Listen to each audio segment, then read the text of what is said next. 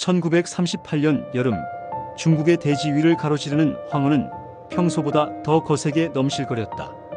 그러나 이해의 범람은 단순한 자연재해가 아니었다. 황혼은 의도적으로, 그것도 인간의 손에 의해 제방이 파괴되어 흘러넘친 것이었다. 그 중심에는 중일 전쟁의 불길 속에서 절체절명의 선택을 강요받은 중국 국민당 정부가 있었다. 1938년 황허 홍수는 한 나라의 군사 전략이 자연의 흐름을 통제하려 한 비극의 실험장이자 2차 세계대전 전강기라는 국제 정치의 사각지대에서 벌어진 가장 충격적인 전술적 수단이었다. 당시 중국은 일본 제국군의 남하를 막기 위해 마지막 수단으로 황허 제방을 폭파했다. 국민당 정부는 일본군의 진격을 지연시키기 위한 목적으로 황허 중류의 화엄커우 지역댐을 파괴했고, 그 결과 수십만 명이 넘는 민간인이 목숨을 잃고 수백만 명이 삶의 터전을 잃는 참사가 벌어졌다. 이는 20세기 전반 최대 규모의 인재로 꼽히며 민간인을 희생시킨 군사 전략이라는 점에서 지금까지도 비판과 논쟁이 끊이지 않는다. 2차 세계대전 전강기라는 시대는 유럽뿐 아니라 아시아에서도 강대국들의 야욕과 식민 팽창이 격돌하던 시기였다. 중국 대륙은 일본의 침공과 내전에 시달리며 극한의 혼란 속에 놓여 있었고, 황허 홍수는 그런 시대의 압력 속에서 선택된 절망의 전술이었다. 전통적으로 생명의 젖줄로 불리던 황허는 그 순간 인간의 손에 의해 대재앙의 칼날로 바뀌었고, 이는 단지 중국의 국지전이 아니라 세계전쟁으로 향하는 도정에서 전강기의 그림자가 어떤 형태로 나타날 수 있는지를 극명하게 보여준 사건이었다. 이제 우리는 1938년 황허 홍수가 어떤 배경 속에서 발생했는지, 이 선택이 어떤 결과를 낳았는지, 그리고 그것이 2차 세계대전 전강기라는 국제 질서의 균열과 어떻게 맞닿아 있는지를 살펴보려 한다. 강물은 아래로 흐르지만 그날의 황허는 역사를 거슬러 흐르며 전쟁의 본질을 드러냈다. 1938년 황허 홍수, 전강기의 비극이 된 전술적 선택. 1938년 6월, 중국은 인간의 손으로 황허강의 제방을 무너뜨렸다. 국민당 정부가 일본군의 진격을 막기 위해 벌인 이 선택은 결과적으로 수백만 명의 민간인 피해를 불러왔고, 2차 세계대전 전강기 동아시아에서 벌어진 가장 충격적인 전술적 사건으로 기록되었다. 1938년 황허 홍수는 군사 전략과 인도주의, 전쟁과 인간 생명의 경계를 무너뜨린 사건이며, 당시 국제사회가 중일 전쟁을 어떻게 외면하고 있었는지를 비춰주는 거울이기도 하다. 1. 중일 전쟁의 격화와 절체절명의 선택. 1937년 7월 루고우차오 사건으로 중일 전쟁이 본격적으로 시작되자 일본군은 파죽지세로 중국 북부와 동부를 점령해 나갔다. 상하이 전투와 난징 전투에서 참패한 중국군은 수도 난징이 함락되자 충칭으로 임시 정부를 옮겼고, 이후 일본군은 화중 지방을 거점으로 한 대대적인 남하 작전을 개시했다. 1938년 봄, 일본군의 목표는 허난성과 후베이성 일대를 통과하여 우한 점령에 도달하는 것이었고, 이 지역은 중국 내륙으로 향하는 핵심 관문이었다. 장제스가 이끄는 국민당 정부는 일본군의 진격을 저지할 뾰족한 수가 없었다. 무기력하게 도시를 하나씩 잃는 가운데 유일한 선택지는 자연지형을 이용한 전략이었다. 마침 황허 중류에는 수위가 높은 제방이 있었고, 이를 인위적으로 파괴하면 일본군의 주요 진격로였던 철도와 도로망이 마비될 수 있다는 판단이 내려졌다. 이에 따라 국민당 정부는 허난성 정조 부근의 화엄커우 제방을 비밀리에 파괴하는 결정을 내린다. 2. 화엄커우 제방 폭파와 그 여파.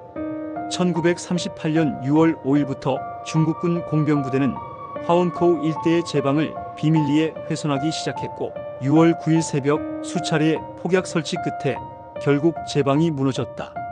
이후 황허는 인근 저지대로 범람하면서 허난, 안후이, 장수 3개 성에 걸쳐 대규모 침수를 일으켰고, 약 5만 제곱킬로미터 이상의 지역이 물에 잠겼다.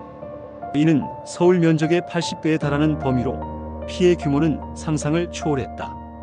당시 중화민국 정부는 이 사건을 자연재해인 것처럼 발표했으나 곧 제방 폭파가 의도적인 군사작전이었음이 밝혀지면서 국내외 비난 여론이 들끓었다.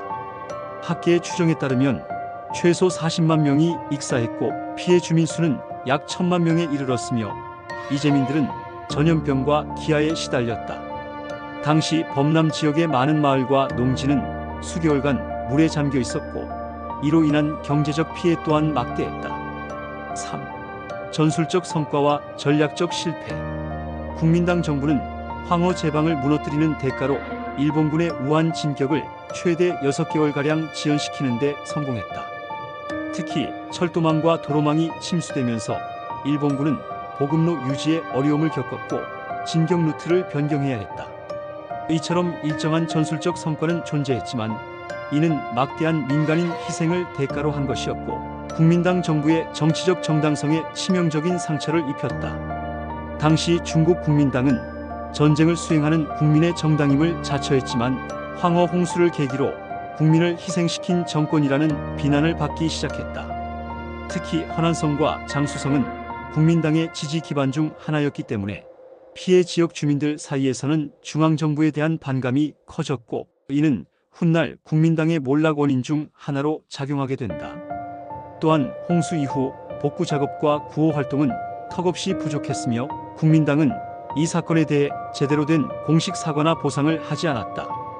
이는 후일 공산당이 대중선전에서 국민당을 비판하는 주요 논거로 활용되었고 국민의 고통에 눈 감는 정부라는 이미지가 굳어지는 계기가 되었다. 4. 전간기 국제사회와 언론의 반응. 1938년 황허 홍수는 분명한 전시 인재였지만 당시 국제사회의 반응은 미온적이었다. 중일 전쟁 자체가 유럽 열강에게는 아시아의 지역 분쟁 정도로 취급되고 있었고 유럽은 이미 히틀러의 오스트리아 병합과 체코슬로바키아 위기로 촉각을 곤두세우고 있던 상황이었다. 미국과 영국은 해당 사건을 보도하긴 했지만 이내 난징 대학살이나 일본의 군사행동에 초점을 옮겼고 홍수로 인한 민간인 피해에는 별다른 국제적 대응이 뒤따르지 않았다. 특히 국제연맹은 중일 전쟁에 대해 실질적인 개입 능력을 상실한 상태였고 파나이호 사건처럼 중립국에 대한 공격에도 소극적으로 반응했던 전례가 있었기 때문에 중국 내에서의 자국민 피해에는 더욱 무관심했다. 이는 전강기의 특징인 국제규범의 무기력을 단적으로 보여주는 예시였으며 침략자와 피해국 모두가 제재를 받지 않는 시대의 허점을 적나라하게 드러낸다. 5. 전쟁과 환경, 인간의 통제 욕망이 낳은 재앙. 1938년 황허 홍수는 근대 전쟁이 자연 환경까지 전술 자산으로 삼으려 한 최초의 사례 중 하나였다. 황허는 중국 문명의 발상지이자 농경 중심지였지만 이 강이 전술적 도구로 사용된 것은 전통적인 전쟁 윤리의 붕괴를 상징한다. 대중의 안전이라는 기본 원칙은 전시 상황에서 후순위로 밀려났고 자연은 더 이상 생존의 기반이 아닌 파괴의 수단으로 전락했다. 이는 인간의 통제 욕망이 어떤 대가를 치르게 되는지를 보여주는 교훈적 사건이다. 자연의 흐름을 바꾼다는 것은 단지 지형을 바꾸는 것이 아니라 수백만 생명의 삶을 송두리째 흔드는 일이었고 그 결과는 단기적 전술적 성과로 절대 상쇄될 수 없는 비극이었다. 황허는 역사의 물줄기를 바꿔놓았고 그 물살은 인간의 선택과 희생 그리고 시대의 무력함을 그대로 삼켜버렸다. 1938년에 그 홍수는 단순한 자연재해가 아니었다. 그것은 전강기의 압력 속에서 벌어진 전쟁의 실험장이었고 전쟁이 무엇을 얼마나 파괴할 수 있는지를 보여준 경고장이었다.